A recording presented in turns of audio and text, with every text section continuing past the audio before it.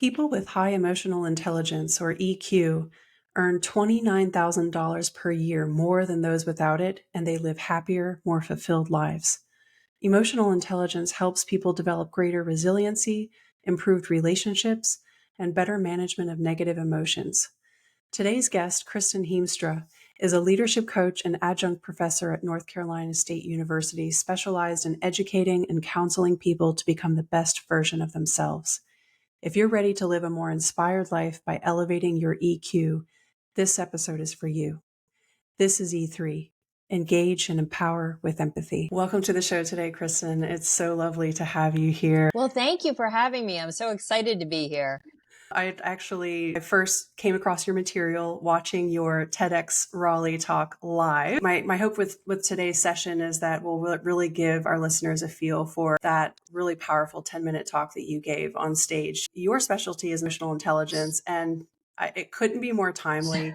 I was telling you offline, I had a call with a friend earlier today where she was telling me how she was journaling about emotional intelligence and trying to use that as a tool for leading better in the workplace. Oh, yeah. Absolutely. That's a lot of my work. Yeah. Yeah. So before we dig into the nitty gritty of emotional intelligence, I'd love to talk about your career path first, because it's incredibly intriguing. You were a school counselor, a radio show host, a leadership coach, a professor. So you've gone on this interesting journey. Yeah. So I'm just curious, at what point in your career did you tell yourself, I need to help people become more emotionally intelligent? It's so funny. So emotional intelligence, the words actually didn't resonate with me, even though I heard them for the longest time. My whole drive, there's something called locus of control, which I didn't talk about in this talk, but that was really my passion. So locus of control is something where you think about where your control comes from. So an internal locus of control deals with you happening to the world, and an external locus of control is the world happening to you. And so I got really intrigued with this particular concept because it applies to everybody at all different ages. And so students with a high internal locus of control, they do better. They have better emotional intelligence. They have better self-leadership skills, self-management, like all these really great things. People in the workplace who have a strong sense of control, they're better performers. They get along better with other people. And that's the concept that really got me. I got really into that. And then I went to self-efficacy. That was kind of the next step. And then eventually I ended up at emotional intelligence. So that was kind of the long journey of how I got here. That's interesting. So explain to me, because I'm not very familiar with locus of control. So are you saying that the top performers are the ones who don't feel like the world is happening to them, but it's the other way around? Yeah. So it's all perception, right? So locus is location. Locus of control is where do you perceive the location of control? So internal means it's me. I'm happening to the world. External, it reminds me of that Taylor Swift song. It's me. Hi, I'm the problem. It's me. External is the world happening to me. I have an example from today. I was talking with somebody who there's so much stress in their life, so much. They have a move coming up. They have a relationship is ending, and there's a lot of things that are out of their control, but yet still are in their control. Like you can control your move, even if you can't control all the aspects of it. A lot of it is perception. If we can change people's perception to understanding how much control they have over their emotions, that's the key. Emotions are based on perceptions. So once you change the perception, you change the emotional outcome. And you do that through questions. I can get way deep into this. I'm not sure you want that, but that is a way, like how you think about things really matters. That's fascinating. I'm currently going through, I'm assuming you're familiar with Mel Robbins. Yeah. So I'm currently going through her coaching program called Launch. Mm-hmm. And one of her course modules, she specifically referenced what actually one of her podcast listeners referred to as energetic time. So one of her listeners said, Mel, I have been literally wasting time and energy thinking about this credit card debt that I have to pay off. Mm-hmm. So it's 6 months overdue. Right. And she's literally just been kind of wallowing in it, or Right. as Mel says, she puts on the stress backpack Yeah. and just holds on to it. And when she just stepped up to the plate and paid off the bill, it's like all of a sudden everything was lifted and she felt like she had control back in her life Yep. because she gave herself back that energetic time that she was spending feeling like the world was happening to her Yeah. and she had no control over her debt and whatever. So to your point, I think that perception of That's how huge. much you really have control over your mood and the Yes. way you start your day Oh, is everything. incredible. It is. But at the end of the day, everything is energy, right? So the person she was talking to really perceived themselves as a victim, as a powerless victim of, I've got all this debt, right? They control, yes, they, created the debt. Maybe they got laid off and they had to go into debt. I mean, there's all kinds of reasons people go into credit card debt. But it's the perception of, the world piling on, and it's such a low vibrational energy, right? And we've all been there and we can all get there. Like all you have to do is think the thought and you can be as low as you need. You become your thoughts. Yeah, you become your thoughts, especially the ones you think consistently. And that is what emotional intelligence is. That's what self-leadership is really grabbing hold of your thoughts and becoming the leader of them. So tell me a little bit about why emotional intelligence is so important for building an engaged and inspired organizational culture. So we're talking about companies at this point, but honestly, I think it's just better for society in general. So Oh, you can certainly speak to the macro 100%. level impact as Absolutely, well. Rebecca. No, 100%. And that's the training I do. So I'll give you two examples. I'm wrapping up some work right now with North Carolina Biotech Center, and they brought me in for 6 sessions to work with, just to go over the concepts of emotional intelligence. And so the first concept, I'm just going to give you, the listeners a little bit of background. There's 4 quadrants. The first one is self-awareness. The second is self-management. Then you have social awareness and relationship management. Everything starts with the individual. So it all starts with self-awareness. If I cannot name my emotions, if I do not acknowledge what I have in terms of my own, feelings about things, then I'm no good to anybody because I haven't even gotten my own self together, if you will. Once I figure out how I'm feeling, then I have to figure out how to manage it. And that's where the power starts to come into play. You can have all kinds of emotions. Everybody has knee-jerk reactions to things, but it's what you do. There's a gap between what you feel and then what comes out of your mouth, right? If there wasn't a gap, and this is emotional intelligence 101, right? So this is why you need it in organizations, because sometimes there's not that filter, there's not that pause. But then you take it even further, and then it expands out. Then it's the social awareness, being able to read a room, being able to understand how people are feeling in a particular situation. I'll just use layoffs again. When you go into a situation where everyone's laid off, you don't want to come in as this here, wow, what great opportunities you have. You've just been laid off. That's not reading the room. You have to be able to empathize with people.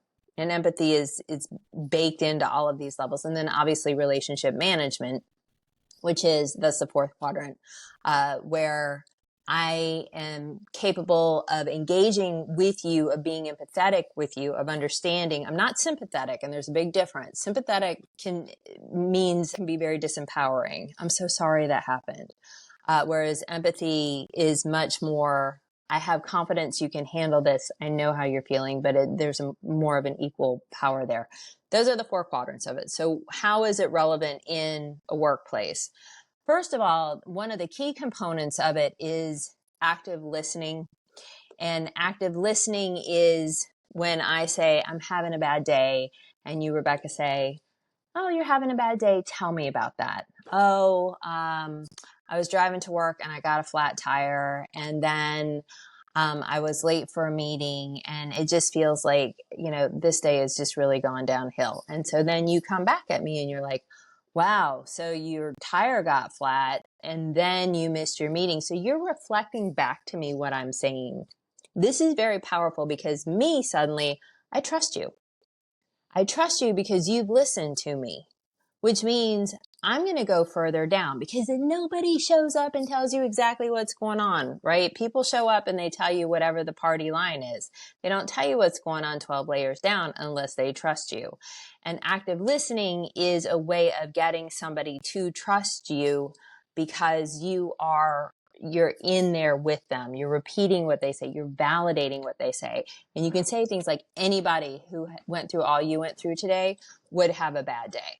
Like anybody. And suddenly I feel validated in who I am. And so now we have this, simpatico thing going on. So, and that is so powerful in the workplace because especially when things go south, and they always go south, no matter where you work, no matter how fantastic the organization, there are going to be challenges. And the ability to listen empathetically and have that trust be built, first of all, allows information to come to you faster because, and I know you've seen this working in organization. A lot of times people on the front lines know a lot, but if they don't feel like they're going to get any response from upper management, they won't talk. And upper management needs to know. And so having those lines of communication, those are huge. And then again, just to be able to communicate and work things out, that's probably the core skill in emotional intelligence. And when I teach it, it's so funny. So I teach this class at North Carolina State. And the book that I have everybody read is How to Win Friends and Influence People. It's old school, Dale Carnegie, but that is the best way to learn how to listen effectively, if you will. That's so interesting. It actually reminds me of a conversation I had on a train ride back from Washington, D.C. last week. So I was actually attending a joint event hosted by Gallup and Bentley University. Oh, yeah. And the event was around how corporate America can be a force for good in society. Mm-hmm. And Bentley and Gallup had basically partnered together on a report, and they surveyed the American public and asked Americans, what do you think the role of corporations should be in society? And hands down, I mean, it was in the 90th percentile range. Corporations need to be more than profit generating engines. Yeah. They need to be a force for good in society. And interestingly, the top 3 issues that Americans felt that companies needed to take a stance on or be vocal about and have some sort of policy around were climate change, diversity, equity, and inclusion, and mental health. Wow. And those are 3 of the things that we see them walking away from. Interesting, right? Right. People want this. And I love Gallup's work. I mean, you can trust Gallup so much with, they really get in the trenches when they do their research. I was about to tell you that when I was coming back on the train, I was sitting next to a gentleman who worked at the Department of Treasury. Ooh. And he asked me about my podcast, and he was like, Rebecca, we actually just had a leadership training. Do you think emotional intelligence can be taught? I would love your opinion on it, because I absolutely think it can. I don't think you can just throw up your hands and say, I can't do this. I'm not meant for this. 100%. No, it absolutely can be taught. And that's such an interesting thing, because IQ actually is something that it's kind of stable. Like, you're not going to sway that. But EQ, you can teach. I'm just going to use autistic folks for an example.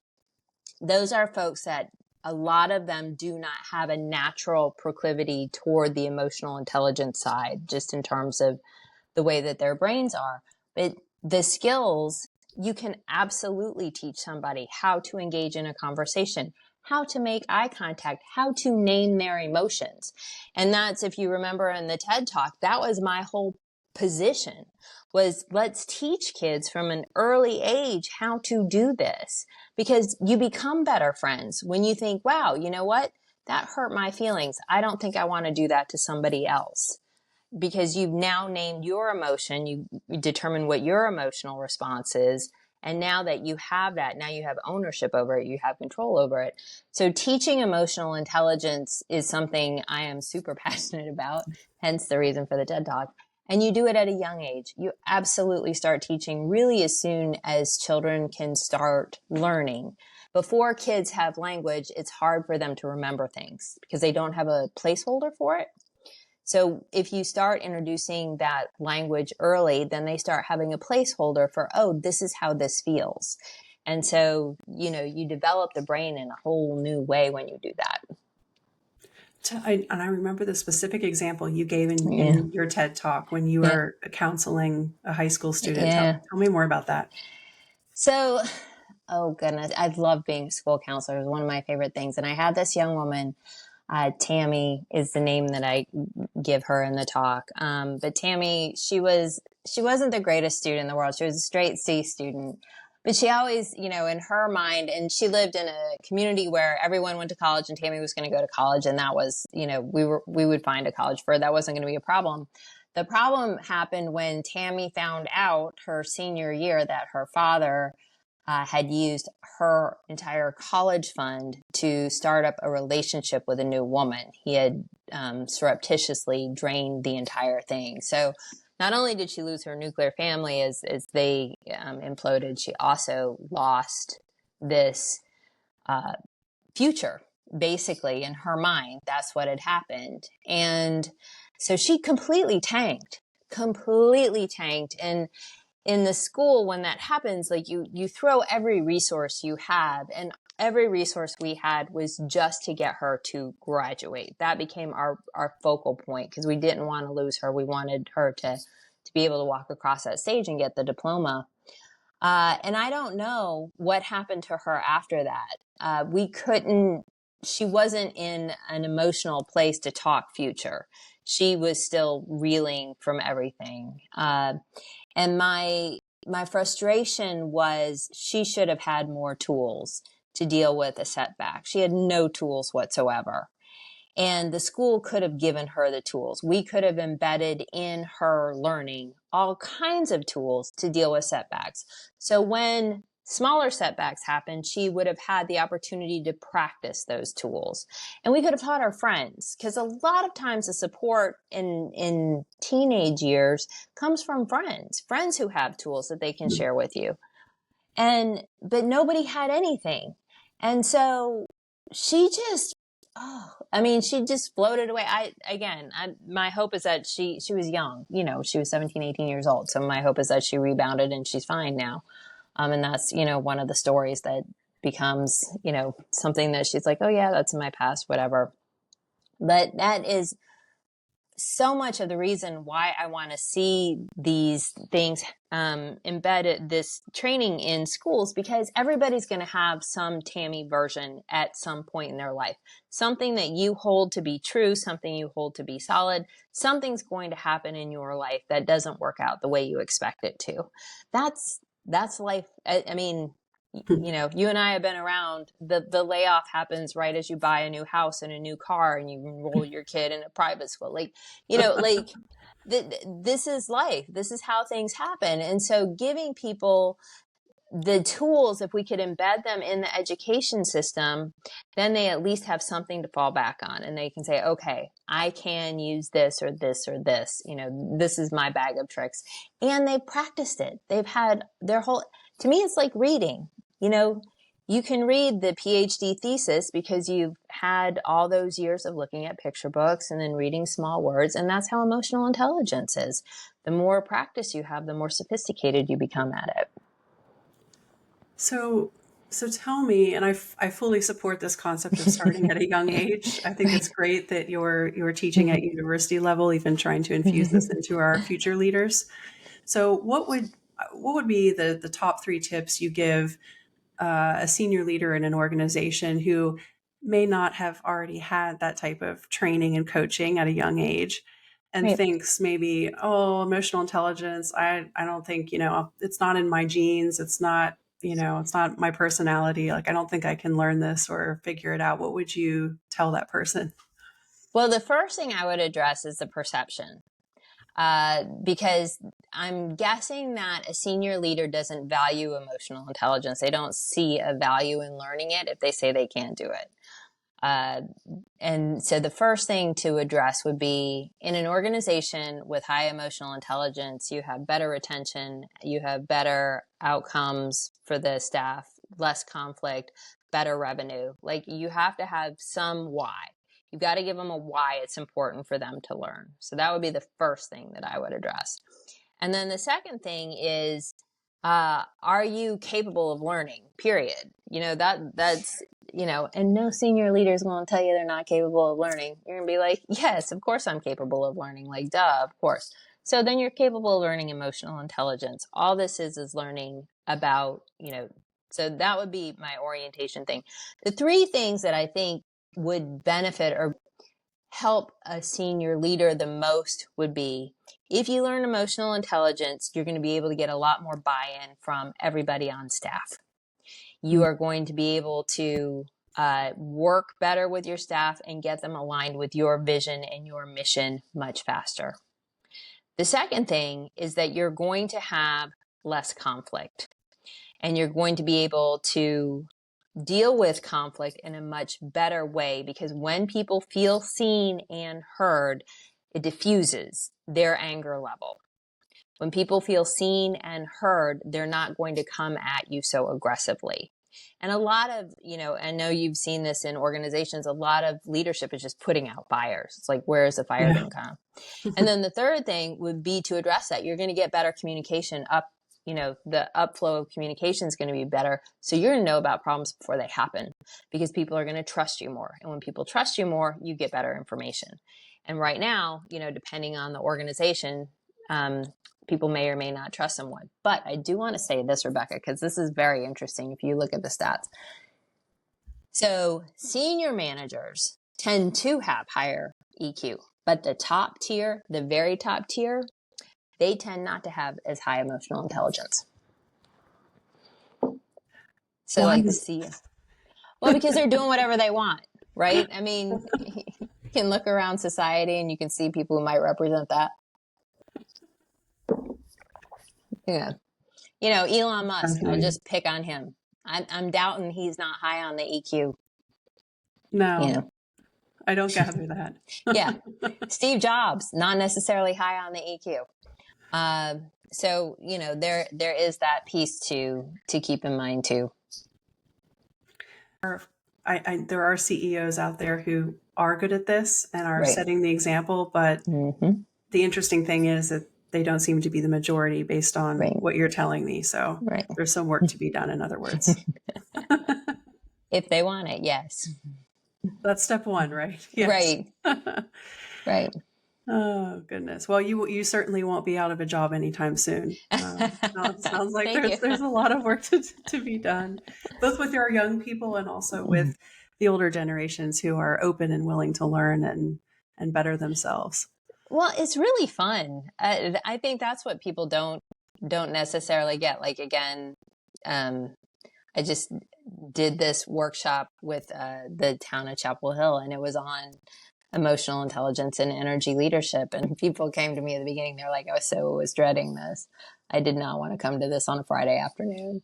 But this was really cool stuff. Like, they can feel it when they're really engaged in the content. And they're like, yes, I know how to work with different emotional levels. So like level 1 is victim, level 2 is anger, level 3 is tolerance, level 4 is helping, level 5 is opportunist. Like, when you start breaking emotions down that way, suddenly again, you have more control over it. So you can, you shift your questions, you shift your perception, and it becomes a very, very powerful tool. Well, that's incredibly inspiring, Kristin, to hear that you literally just came out of a workshop and got such an enthusiastic response from the attendees. People love to learn. I mean, that's the thing. And people love to learn about themselves. It's, teach me about me. Okay, let's do that. I love it. Well, that's a wonderful way to wrap things up. This was such a fun conversation. So thank you for giving me that gift this evening. And I don't know if you want to talk a little bit about if anyone wants to find you, where your website is, how they can potentially engage with you. Yeah. So my website is, and it's all one word, Alight, ALIGHT success, AlightSuccess.com. And the program that I love the most is one's called Inspire and Lead. And it is all about these new leaders coming out and giving them the skills to lead teams, to develop how do I communicate? How do I work with people? How do I actively listen? All of these tools that they are going to need in their new role. And so it's a fantastic program. So yes, check it out, AlightSuccess.com. Wonderful. Well, thank you again for your time, Kristin, and Thank you. hope to chat with you again soon. Yes. Thank you so much for having me on, Rebecca. Great talking to you. This podcast is designed to help busy business leaders create an inspired and engaged workforce. I am building a community of like-minded leaders and experts who all share the same passion, taking care of people at work. If you enjoy this podcast and would like to hear more, please subscribe wherever you like to listen to podcasts. If you know someone who I should interview or should be part of this community, please connect with me on LinkedIn. Life is too short. Let's take care of each other at work so that together we can make this world a better place.